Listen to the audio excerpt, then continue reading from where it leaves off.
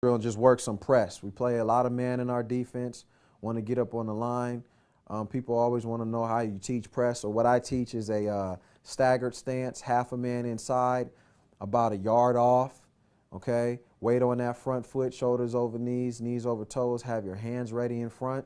And then on this one, we're working a gather or clear step back on the receiver's first movement. And then we're going to work a lateral mirror step to whatever side the receiver releases to. So as you can see it, you got the weight on that front foot. There's no wasted steps, right? That's the clear step. And once you get to that point, you come back and take your clear step, which should be a good yard.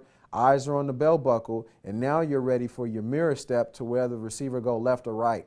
We overemphasize it and try to keep the DB to stay square. We'll work the drill with no hands first, right?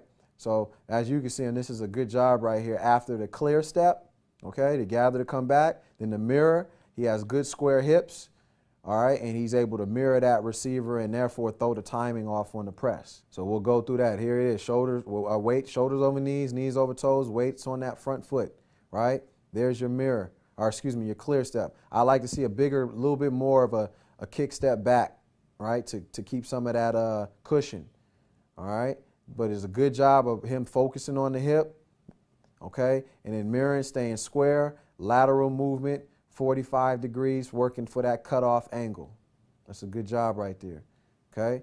There you go, all right? So remember, when you do this one, about a yard off, inside man, or it could be outside leverage. It just depends on how you're teaching it, where the help is. All right, we work it with a staggered step so that there's no false step, okay? And then now we're going to go ahead and clear step straight back. There we go. So it's straight back, focusing eyes on the hip. And then our lateral movement, try to keep them shoulders and the hips square. It's just an over-exaggeration of the drill. At some point, that DB is going to have to open up and crack his hips. And then the next phase of this drill is we'll work the strike with that left hand and open up and then transition and run.